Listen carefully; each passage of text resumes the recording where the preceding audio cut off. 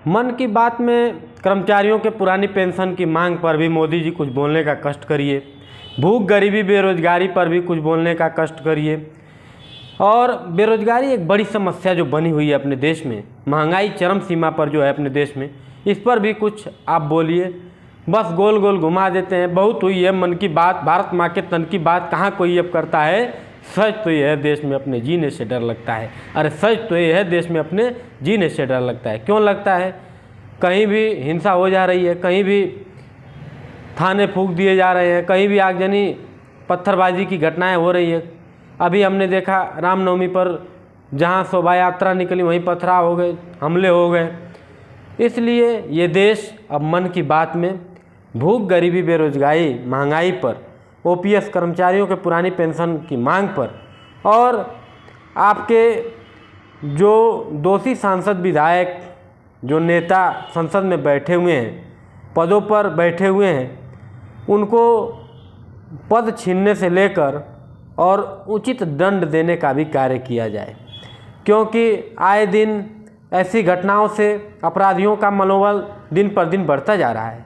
जब देश में उच्च पदों पर बैठे हुए लोग ही गलत कार्य करेंगे और वो भी ऐसा गलत कार्य करेंगे जो न कहने योग्य होगा, न सुनने योग्य होगा, न देखने योग्य होगा, न कुछ उस पर लिखने योग्य होगा, रेप बलात्कार की घटनाएं करेंगे, देश लूटने का कार्य करेंगे, माँ भारती को, तिरंगे को दूषित, अपमानित, कलंकित करने का कार्य करेंगे। इतना घृणित, इतना निंदनीय कार्य, इस पर भी तो आप कभी बोल लीजिए। 9 साल हो गए आपको मन की बात करते हुए। गीता में तो मन को मतंग कहा गया, मन मतंग मानत नहीं जब तक खता न खाए। तो मन की बात मत करिए। मेरा एक सुझाव है कि दिल की बात करिए, माँ भारती की बात करिए, संविधान की बात करिए, लोकतंत्र की बात करिए और समानता की बात करिए। क्योंकि देख रहा हूँ सब पूरे देश के लोग ये देख रहे हैं कि 10% को छोड़कर, 10% लोगों को छोड़कर जो भी लोग संसद में बैठे हैं, विधानसभा में बैठे हैं, नेता हमने बनाया, उनको मान सम्मान दिया है, एक पद से उनको मनोनीत किया गया है और उनको एक उचित स्थान दिया गया है, वही भ्रष्टाचार कर रहे हैं, आय से अधिक संपत्ति में लिप्त हैं। इसमें एक प्रधान से लेकर और ऊंचे पदों पर बैठे हुए मंत्री, मुख्यमंत्री और जो भी मंत्रिमंडल में ऊंचे शीर्ष पद हैं, नाम इसलिए नहीं लिया जाता है कि कुछ पद ऐसे हैं जिस पर बहुत तगड़े लोग काबिज हैं, एकदम से आंदोलन कर बैठेंगे।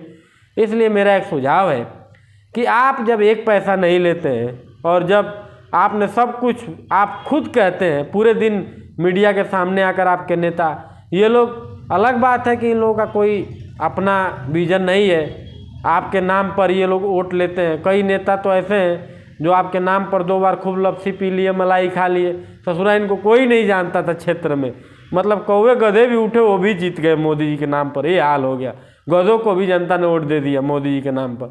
लेकिन अब इस प्रक्रिया को हम लोग इस चुनाव में बदलने का कार्य करेंगे, लोगों को जागरूक करेंगे, देश को जगाएंगे, लोकतंत्र को बचाएंगे, संविधान को बताएंगे, लोगों के घर घर जाएंगे और सब बातों का उजागर करने का कार्य करेंगे। क्यों? क्योंकि अगर आप बोलते हैं कि हम संविधान के अनुसार चलते हैं और बाबा साहेब ने हमें ये कहा है, तो बाबा साहब के संविधान में ये भी कहा गया है कि किसी के पास आय से अधिक संपत्ति नहीं होना चाहिए, और आप कहते हैं कि एक भी दोषी नहीं बख्शा जाएगा। तो अगर आप एकदम से स्वच्छ हैं, नीट एंड क्लीन हैं, ये मेरा पूर्ण विश्वास है, मैं मानता हूँ आप हमारे आदर्श हैं, आप राष्ट्र के पुरुष हैं, आप राष्ट्र पुरुष हैं, इसमें कोई संदेह नहीं है। तो क्या कारण है, कहाँ आपके हाथ बंधे हैं, कहाँ आपकी बेड़ियाँ पड़ी हैं कि आप इन लोगों के ऊपर सख्त कार्रवाई नहीं कर रहे हैं? और ये बहुत छोटा कार्य नहीं है। इन लोगों के लूटपाट की वजह से आज देश में भुखमरी, गरीबी चरम सीमा पर है।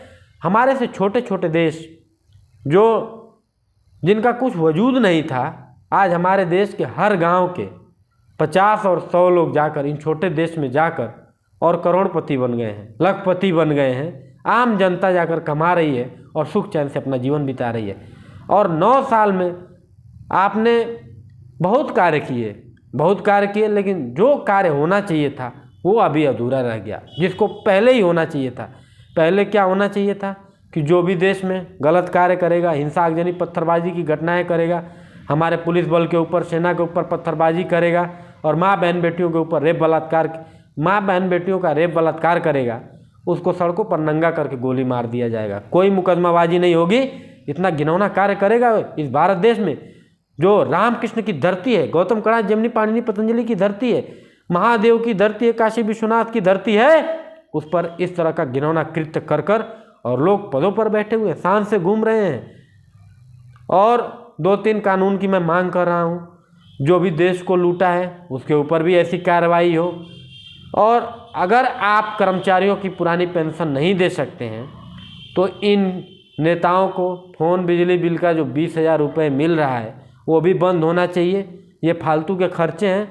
आज बिजली का, आज फ़ोन का खर्चा, पर्स का खर्चा, वॉलेट का खर्चा, गाड़ी का खर्चा इनके लाखों में है, इसलिए इस पर भी ध्यान दिया जाए। और मन की बात में ये शामिल करिएगा। हमें आशा ही नहीं पूर्ण विश्वास है और हर जनता की ये मांग है कि भूख, गरीबी, बेरोजगारी पर बात हो।